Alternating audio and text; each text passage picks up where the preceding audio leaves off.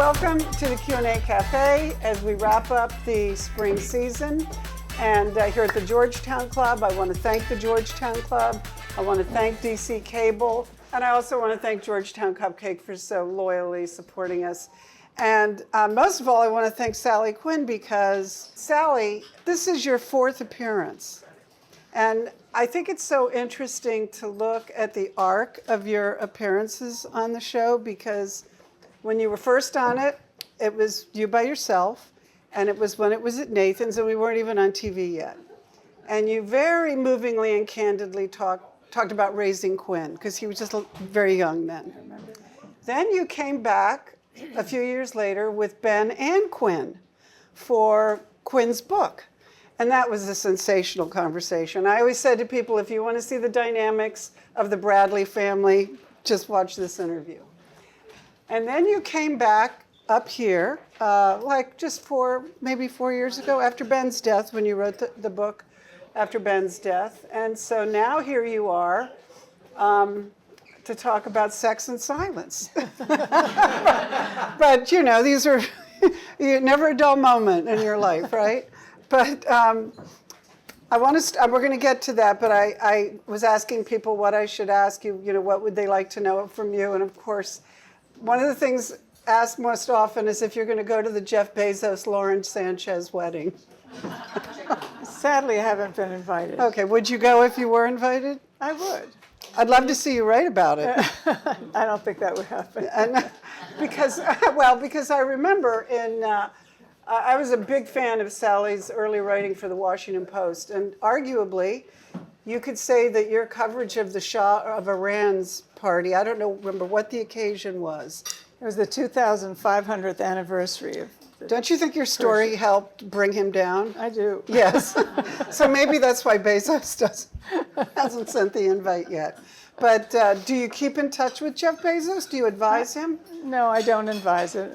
I've told him what I think from time to time, but I haven't talked to him in over a year now. Yeah. Do you think by writing a column for the New York Times that kind of tells him what you think? No, I told the paper, I said, this is not a statement. I'm writing it the first time I'd ever written a piece for the for the New York Times.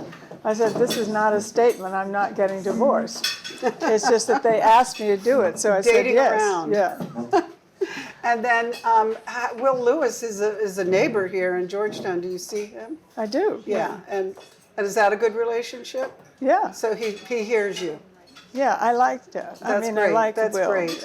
I have so many ways I'd like to start this, but I suppose I'm most interested in, before we get into the book, talking about how you found your way to the book by going to a monastery seeking silence. Please talk about that because it's... Okay, first I want to say that I'm so thrilled that Carol had me back because the last time I did this 4 years ago, I took the train from New York and the train was a half an hour late and then I got a taxi driver who got lost. And I didn't get here until the lunch was starting. Carol was frantic. Well, you know. And I felt awful. I thought, that's it. She's never going to invite me back again. Oh, not true. So not thank true. you, You're Carol. always welcome, and if we continue, you're welcome back for whatever is next after this. But still, okay, thank you. so the monastery.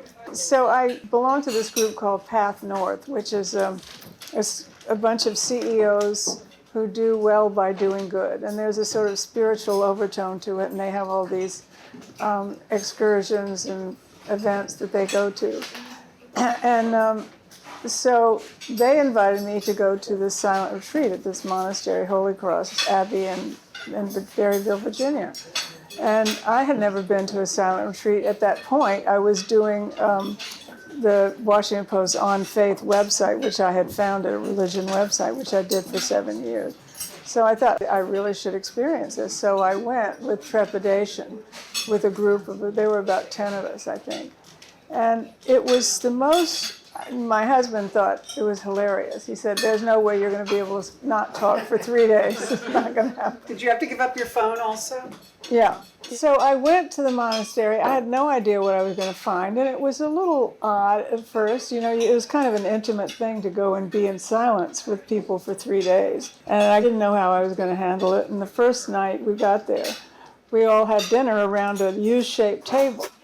And it was weird because you got your plate, you went and sat down, you ate in silence. They were playing Gregorian chants over the loudspeaker, and nobody talked. And I just kept thinking, gosh, this is so rude. He was sitting next to somebody and not speaking. Everybody's looking down like this. And I got up after about 15 minutes and grabbed an apple and went down to my room. But there are these services they have there that you can go to. The monks have services like 5 or 6 times a day that you can just go up to the chapel where the monastery is and just sit there and pray or meditate or whatever. It's very, very peaceful. So I started doing the services and then taking these long walks. It's on the Shenandoah River, gorgeous property, beautiful farm, 1,000 acres.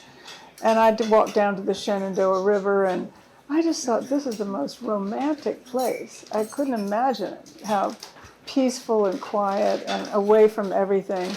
Just, you didn't have to deal with anything, and everything was done for you, and you didn't even have to talk, which was a huge relief to me, that I didn't have to talk. So that was, and I kept thinking this would be a great place to have a romance. I don't know what, I thought there was something very sensual about this. There was a little chapel that's attached to the guest house, which is right next to my room. And there were no locks on the doors. The doors were open. Anybody could come in and out, and I just thought, this is really interesting. So I started coming up with this idea of having 2 people come here, their lives were falling apart, and seeing what happened, how they could have this relationship. And so this was 15 years ago. I started conjuring up this book.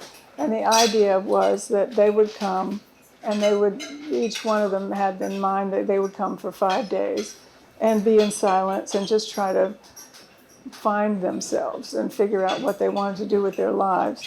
The man was the Archbishop of Dublin. Whatever made you come up with that?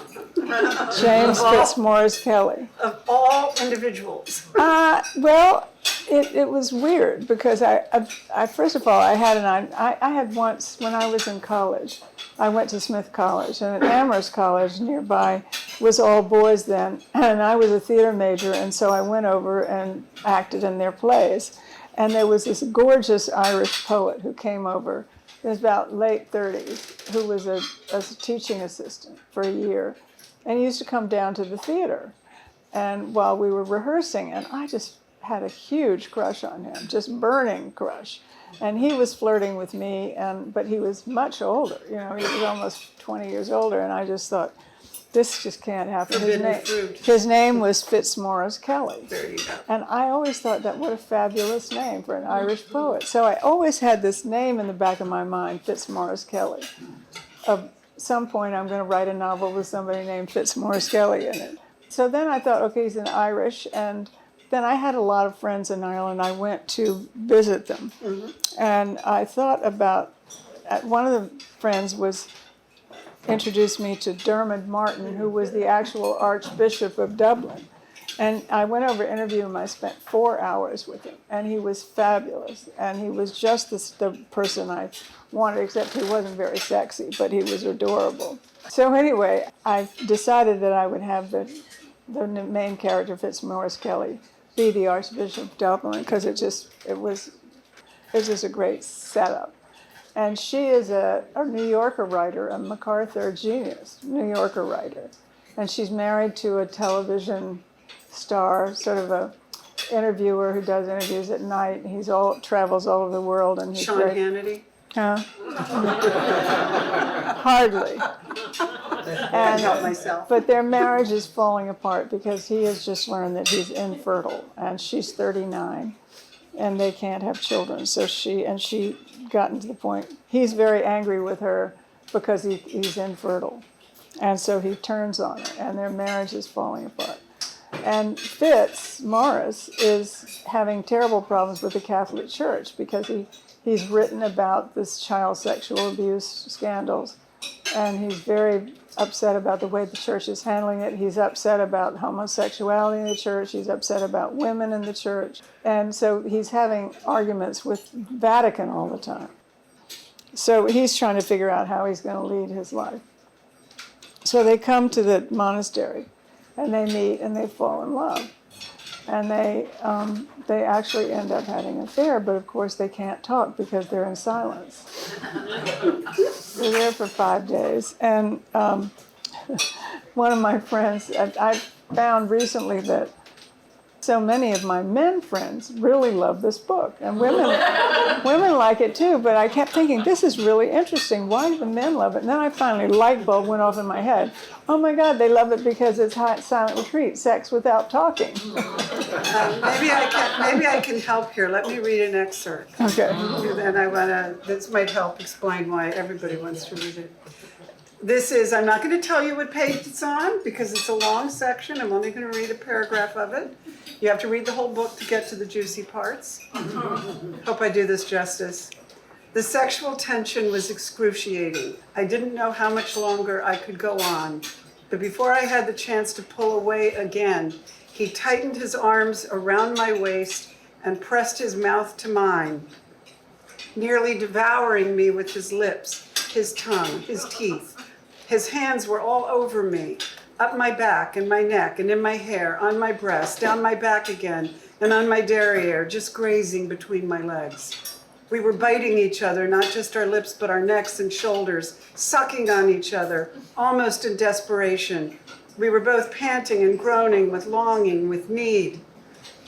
So you got to buy the book for the rest. So sad. How do you write that? Guess how that ends. Oh no, it goes on, but I'm trying to not be X-rated. That's the tamest part. That's the tamest part.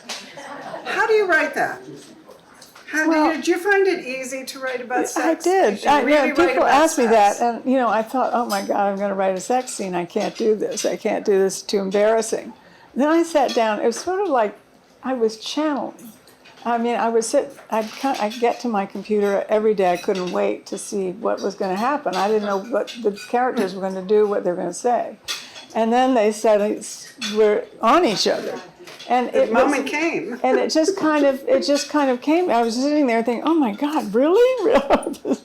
So it was, I don't know how to explain it. It was, as I said, it was like once channeling. You got going, it was just coming to me. And moaning and groaning. Yeah.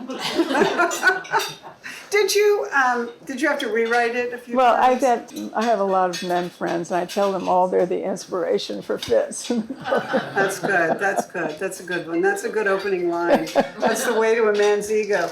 But it does beg the question, since so many novelists write from real life, has there been any relationship since you've become a widow that replicates this in any way? So you were using the book to talk about that? I can't say that, but I would say that Ben fits into this book. Ben fits? No, Fitz, no. But Ben is, Ben is really the inspiration. But life as a widow has some of these elements that you write about, finding love again, finding passion I again. wish. Well,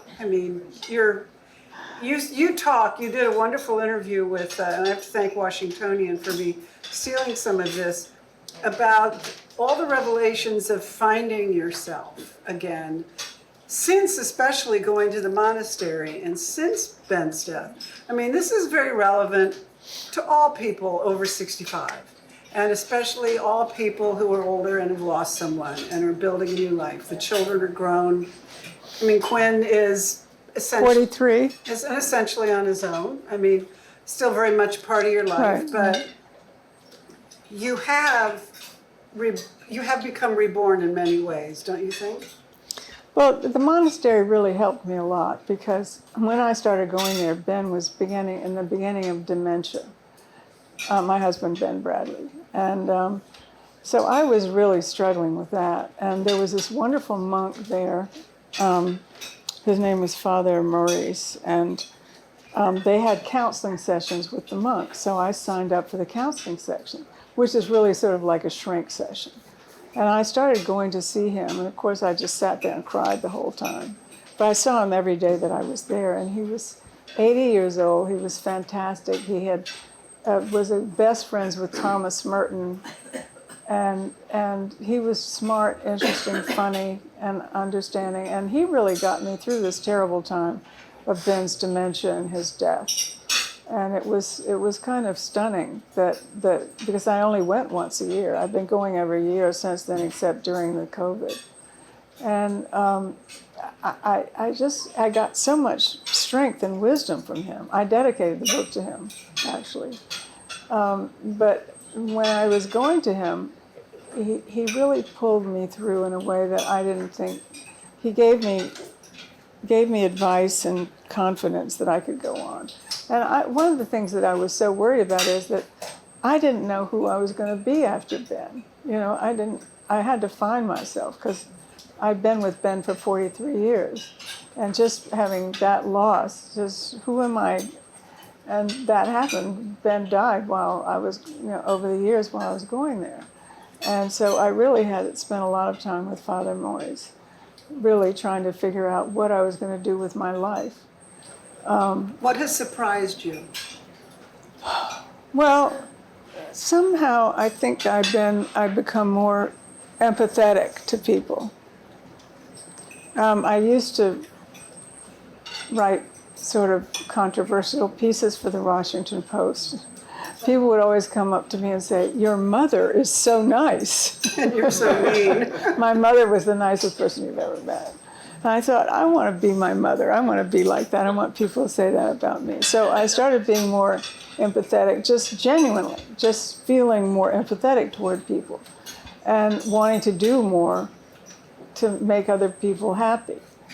And so I spent a lot of time doing that in the last 10 years. Ben's been dead for 10 and a half years. How does that manifest? Just generally in your friendships? Yeah, just paying more attention. I mean, just swallowing it when you feel like saying something. But every day I'll write a note to somebody saying, "I loved your piece," or "That was a great book," or the movie, or "You looked fantastic last night," or whatever, just to make somebody feel good. Have you written to anybody that you wrote? Is there anything you would take back that you wrote during your heyday of social commentary, which was biting to say the least? Not really. I mean, the things that I wrote were true.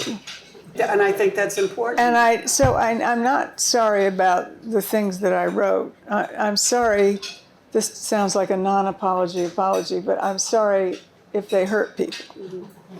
There was one person I wrote about, a guy who had done something stupid. I can't remember it wasn't a big deal.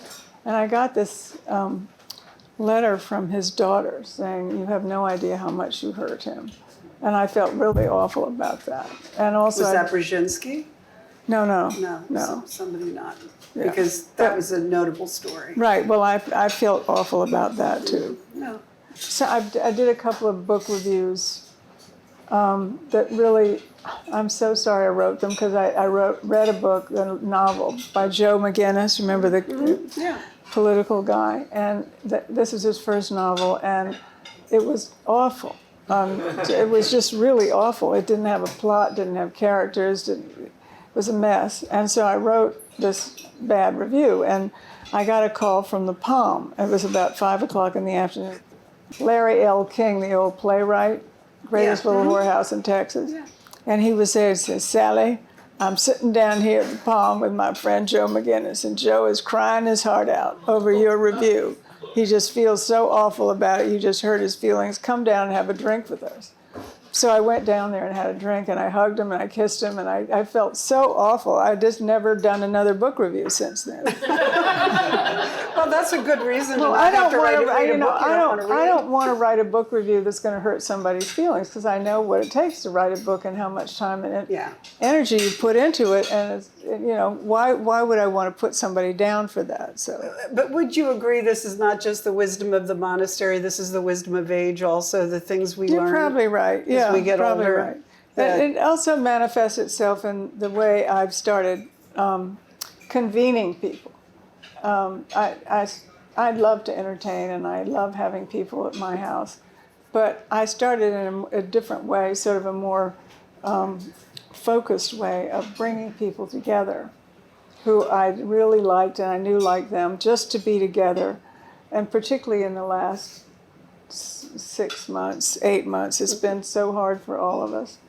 That I find people feeling so depressed about what's going on in America and the politics, and so sad, and so in such state of despair and fear and anger and all that, that it's really makes you feel better to sit around a table at night with candles and bottles of wine and laughter and good friends and hopefully good food, and just commiserate, or at least be together and realize that you're part of a community and that you're not alone.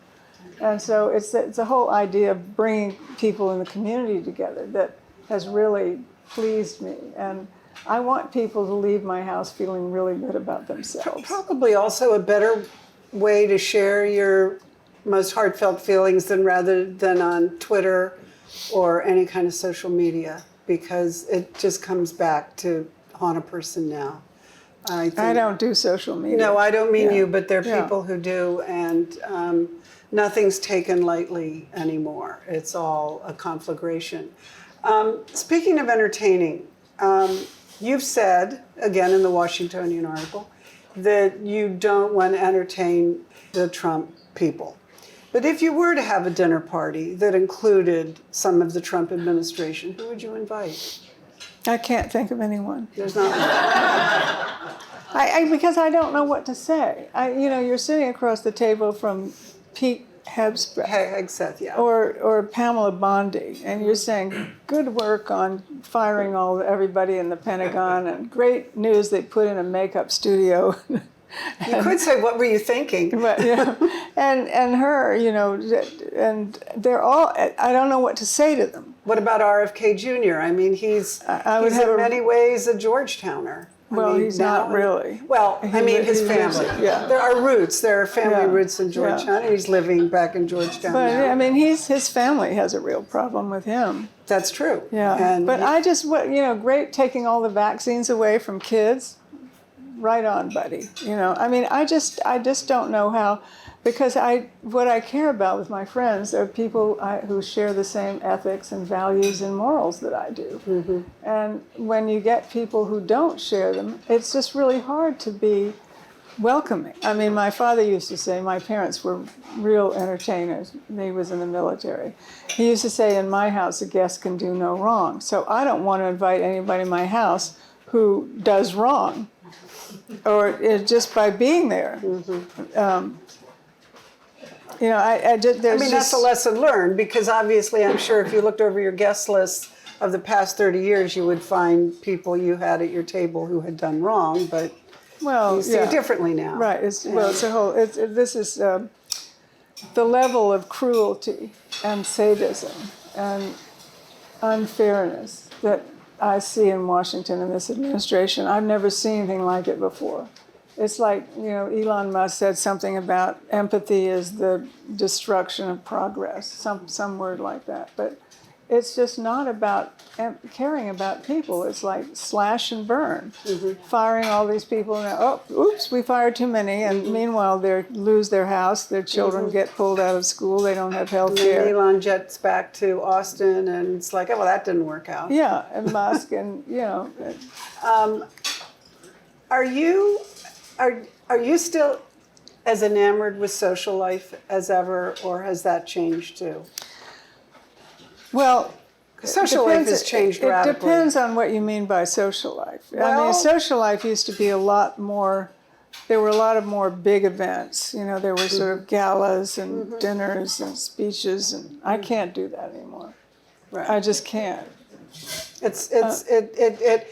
think a lot of people share your view, especially people who knew what it was like, say, before the pandemic and after the one thing the pandemic taught us many lessons, but I think one of the lessons it taught us, and it kind of goes back to silence, is there's a lot to be said for just not being in a big, crowded, loud room with a lot of people you don't know. Well, they're big galas. I actually spoke at one, introduced somebody and interviewed one like you're doing it last week to a very close friend of mine who was getting a Lifetime Achievement Award. But, you know, it was a room full of 500 people, and it was steak and surf and turf, and, and it was just a big thing. And, you know, they were all endless speeches, and I'm very happy for my friend, and I'm happy I did it, but I can't do that. I mean, if I weren't, I wouldn't go if I hadn't been asked to speak. Right. Because Sometimes there's an obligation. And the embassy parties, there used to be huge embassy parties all the time. And I think they're a nightmare now. You know, you pile into this room and everybody's crowded, and the food's not any good, and you can't get a drink. And you stand around, and more there are people you don't know. Yeah. Because, you know, a lot of people our friends are in walkers or Right.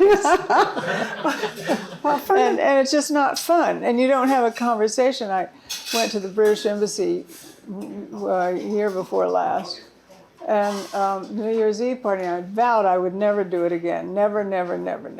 Well, New Year's Eve parties are So anyway. I went to the New Year's Eve party, and it was right in the COVID period, past the COVID period, but I just thought, this is crazy. I'm going to get COVID. This place is COVID, is super spreader.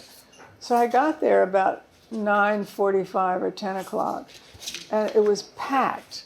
And there was a loud band, and nobody could hear anybody talking because the music was so loud, and people were shouting into each other, spitting in your face.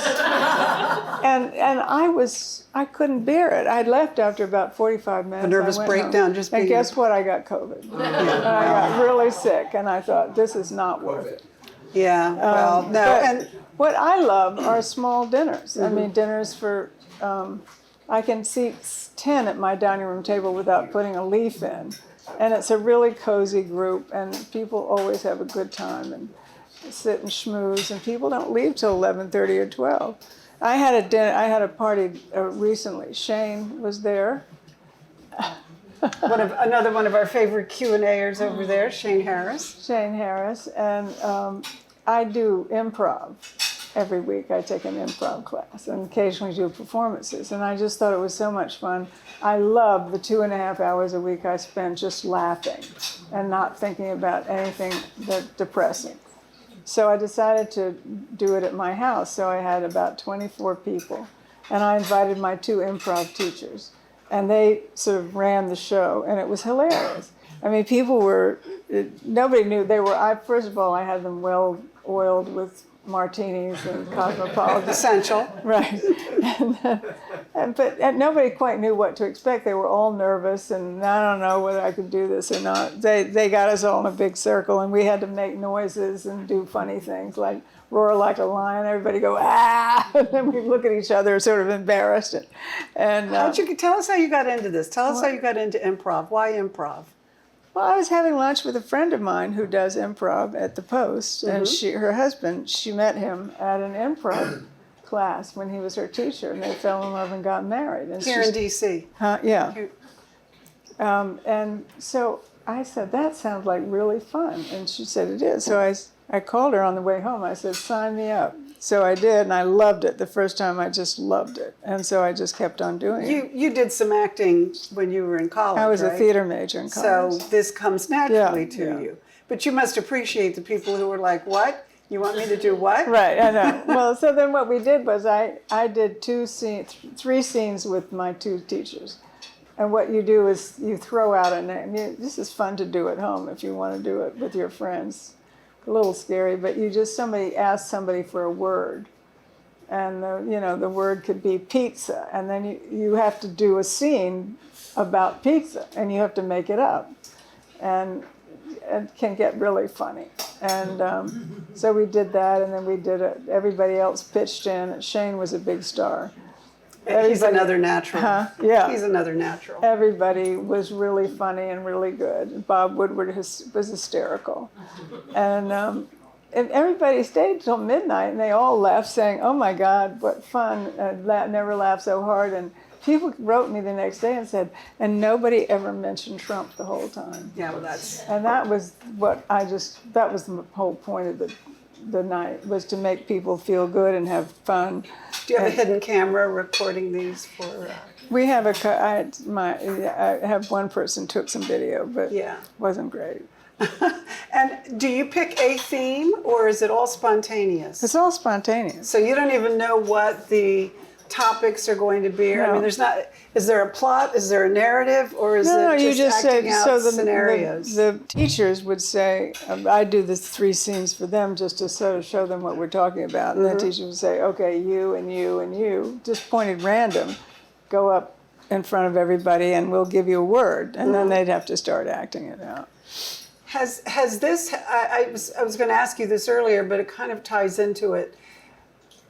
You're fine being alone, I gather, because you have your friends, you have your I don't hobbies. like living alone. You don't? No, it's lonely living alone. Well, I do the same, and yes, it is, Yeah. but don't we find a way? I mean, it helps to have family, it helps Yeah. to have friends. Right. And it helps to live in Georgetown, I think, Yeah. because all you have to do is walk out the door. Well, actually, you walk out the door and you see Eric Schmidt, so. I walk out the door and I don't see Eric Schmidt. Actually, most of He our doesn't- billionaires aren't even He here. doesn't live here. Yeah, no, there are a couple others that the But, Georgetown. you know, I have a lot of friends, Yeah. and I don't have to worry about eating dinner alone. And a lot of times I like eating dinner alone, but my son lives in the house attached to mine with his wife and stepdaughter. And so I see a lot of them. They're in and out. I don't ever go in their house without being invited, but they're in my house all the time, stealing wine, stealing toilet paper, stealing, you know, You're very mayonnaise. Right. So that's nice. But I don't like being alone. I loved being married, and Yeah, I'd love yeah. to be married again. Would you? Yeah, Yeah, absolutely. well, I mean, we recently had a matchmaker here on the show, and I can connect you. I mean, a few others who were here have been in touch with her, and I can't wait to find out. I want to just go back to a couple of things in the Wayback Machine that I just remember that that have just been interesting episodes in your life. That younger generations, when I tell them about it, they don't believe me when I tell them.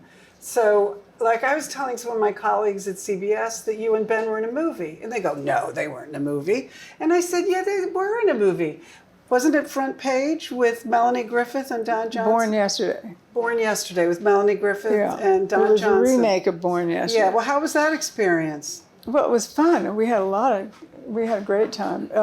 The movie was a remake, and we got asked to be, they wanted Ben and me to play the Secretary of the Navy and his wife entertaining.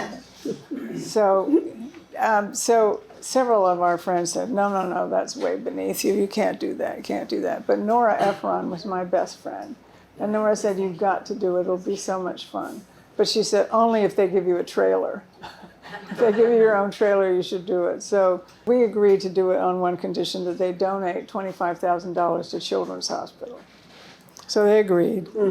And so they flew us out first class, big stretch limos, The whole thing. Beverly Wilshire Hotel, a Yeah. gorgeous trailer and flowers and candy. And we had several scenes. We each had 8 lines, actually. And the scene was that, and then they came back and shot at our house, but the scene was, we're entertaining, and we open the door, and in walks Melanie Griffith and Don Johnson. And A couple at that time, right? yeah, they were married then. No, she actually walks in with the other guy, not Don Johnson. Oh, okay. The person who's her, Plays her husband in the film. or her boyfriend, I can't remember. Anyways, so they come in the room, and Melanie has this dress on that's cut down to here. I mean, unbelievable. It was a fishtail lace net dress that was so tight that she couldn't sit down in it. So they had this slanted board like that when she was tired, she could go and lean against the board. So they walk in, and the guy said, this is Billy Dawn. That was her name in the movie, Billy Dawn. And Ben's line is, Billy Dawn, what a beautiful name. Not too hard to remember, right? So she walks in and it says, this is Billy Dawn, and she's like this. And Ben goes, looks at her breast and says, line?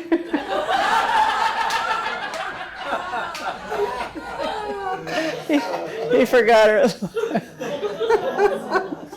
Well, there wasn't any stage fright, right? Yeah, but we had a good time with them, and they came over to the house and hung out with us, and brought their kids, Dakota Johnson, and swimming. Yeah. So it was great fun. Another thing I remember, and this is the one time professionally where we actually linked up, was back in the 70s when I was writing for Cronkite, and you became the co-host of the then CBS Morning News with Hughes Rudd. And it was really quite a sensational time because Sally arrived in New York with the cover of New York Magazine. It may have even been on the cover before you got off the train or the plane. And with something like "Watch out, Barbara Walters" as the Look out, Barbara Walters! I'm coming to town. Was that intimidating or what? Oh, it was horrifying because first of all, I didn't want the job. CBS News, the women at CBS had demanded that they have an anchor, a woman anchor, because there was no woman anchor in America. And so they agreed to do it, and so they had this big search. And they immediately eliminated all the women at CBS, which really pissed them off. And then, so Gordon Manning, who was the head of CBS News, was one of Ben's closest friends. So Gordon called me up and said, would you come up and interview? The Hughes Rudd was going to be the anchor, was a good old Texas boy. Lovable man. He'd been a print journalist and growly voice. And so Gordon took me to lunch with Hughes. Hughes is the one who had the final say, and he had rejected everybody else. So we had this hilarious lunch. Every lunch with Hughes was hilarious. Every lunch with Hughes was hilarious.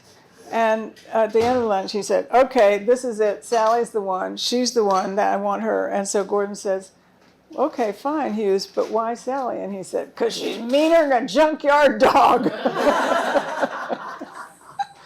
So I got the job, but then before I started, New York Magazine, Clay Felker, who was supposedly a friend of mine, wanted to do a cover story on that. So I show up at the New York Magazine and the studio for the photo shoot, and they have a bed in the studio. And they show me a man's pajama top, and they say, put this on, and you're going to be getting out of the bed. Wake up, New York, Oh, God. And I said, I'm not going to do it. And they said, you have to do it. And I said, I'm not doing it.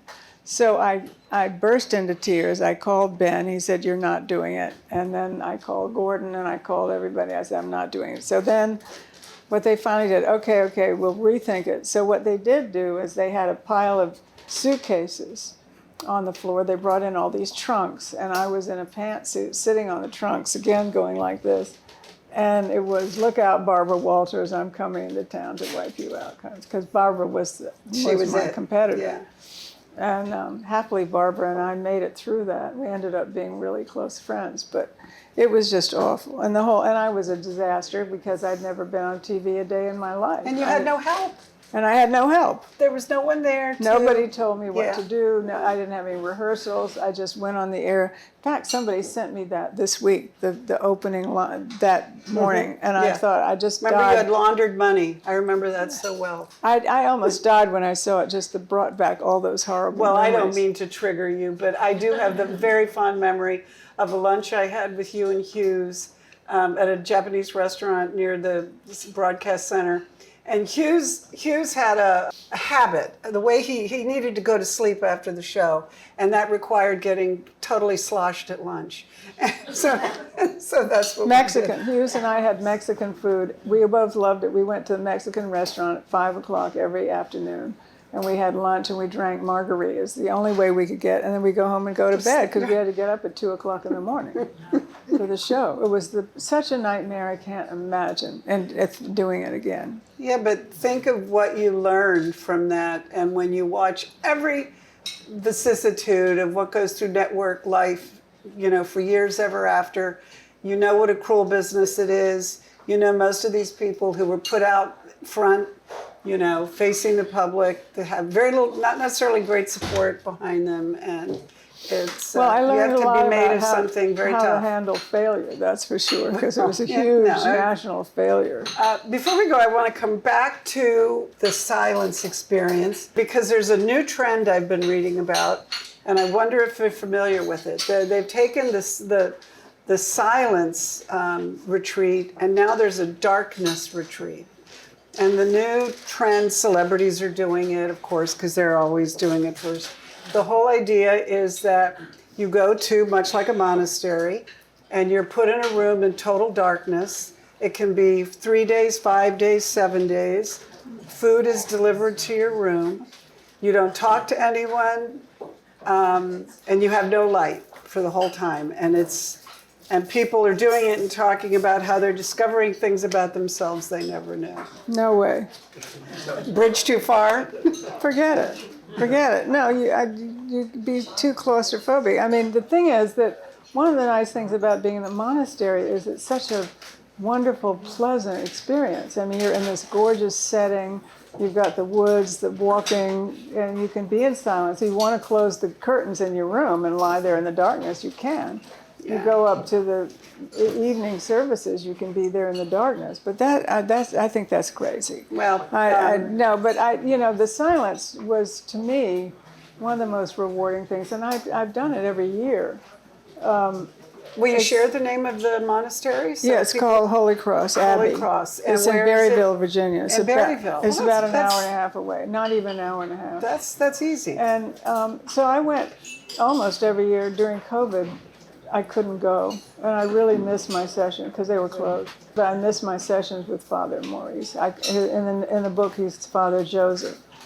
And I was so happy when I could go back again to see him and to make an appointment with him. I got back and I learned that he had died of COVID while I was away.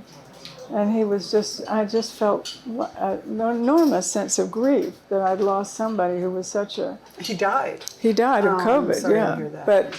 But the silence part of it for me was just invaluable. I just needed that, and I needed to be away from everything. And it's funny, you think you're going to go there and you think about yourself, but I wasn't thinking that much about myself. Somehow when I was in silence, I was thinking about everything else but that. And it made a huge difference. And in the book, both Fitz and Sibylla spend time with Father Maurice, and they can talk in the sessions. So that's where the dialogue in the book comes in. You learn their backstories from their sessions with Father Maurice, Father Joseph. And those were invaluable. And also the sort of really thinking about your faith and spirituality, because I did do this website with the Washington Post called On Faith for 7 years. And it was really invaluable for me to be able to have this experience there alone, not have to think about anything or do anything. Oh, that's wonderful. Well, Sally, this has been a marvelous conversation. Thank you very much. Congratulations on the book. Well, thank you. And think about silence, people. Sex and silence. Thank you all. See you in the fall.